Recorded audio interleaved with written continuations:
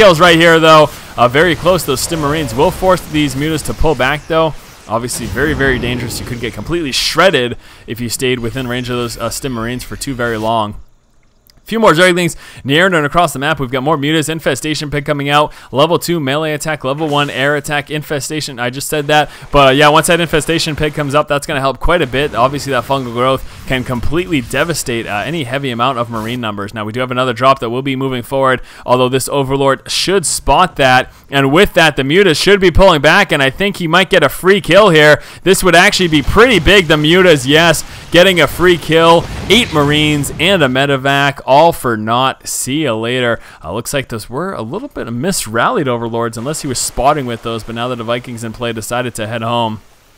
Either way, though, a very nice small victory there for KingKong. Dropping that medevac certainly helped a bit. Some Banelings just rolling around here in the center of the map. Now, I'm expecting, of course, a timing push for PuMa once he has kind of sufficient forces and he feels like, ooh, the Viking got taken out by those Mutas. Once he feels like he has enough Marines to defend his tanks and he has enough tanks to defend his Marines, then he'll be pushing out. Obviously, the idea is that the tank spread helps against those Spielings and Banelings, and the Marines are used for the Mutas. To counteract, though, is what we see is infestors from Zerg players dropping fungal growths as those Marines try to engage those Mutas. That's the whole idea, and it really all comes down to positioning, engaging in proper locations, and everything like that. Now, we have a very hidden expansion up here in the upper right corner for KingKong, and actually, oh, Medevac Scout will spot that. That's a free kill. If nothing else, he will force a cancellation.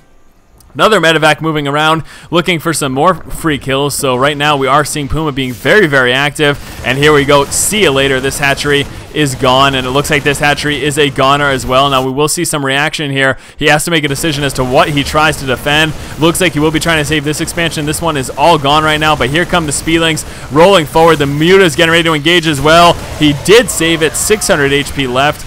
These Marines are done. The medevac is gone. See you later. But again, we saw here the expansion was taken out, and now is the time for the push. PuMa moving across the map, did drop a scan to try to see if he could catch any burrowed Banelings. That could be devastating to those Marine numbers. So that is why he was dropping those scans. But here comes the big push right now. So as mentioned, will really come down to the big engagement and positioning and everything like that. How did I stutter that badly? Will really come down to just positioning, and if those Banelings and Spielings and Mutas can engage at the proper time with some well-placed fungal growths. And on the Terran player's behalf, PuMa just needs to be very wary, needs to make sure that those tanks are within range of those infestors and that those Marines are just protecting those tanks and trying to snipe those Mutas out of the sky. But here we go. Here comes the push for PuMa right now. We'll be hunkering up right on the edge here of this expansion, dropping some Marines at the high ground as well. We're seeing a pretty hefty spread here. Marines, Zerglings, Banelings, and Mutas all over the place, getting ready to engage. He did drop that, and oh my gosh, no, the Mutas, that was bad. Walking right into those Marines with no support of Spielings or Banelings. That's not what he wanted to do. And again, engaging the Marines with the Mutas, that's the opposite of what you're supposed to do. That's literally the exact opposite of what you're supposed to do.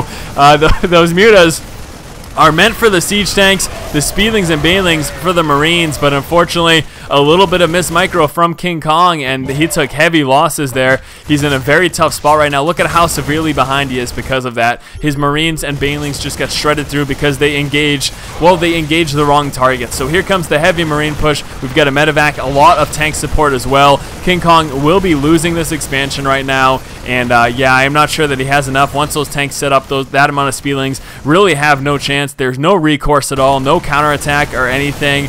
PuMa's got this game in the bag, bringing out a small task force to take out this expansion. We do have an infestor, so it looks like, you know, KingKong's still in the game. He's not giving up, but oh, he's about to lose this infestation pit too with that scan granting vision. We've got Marines and a tank moving around. This base, as mentioned, looks to be gone, but a nice fungal growth taking out those Marines. One more and it'll wipe them all up. See you later, Marines. Just drop a couple of infested Terrans and you're all set. Now we've got a Broodlord coming through, but still I don't think it's enough. The infestation pit is gone right now. It's just one Broodlord coming through. The biggest thing too is that PuMa hasn't been hurt at all right now.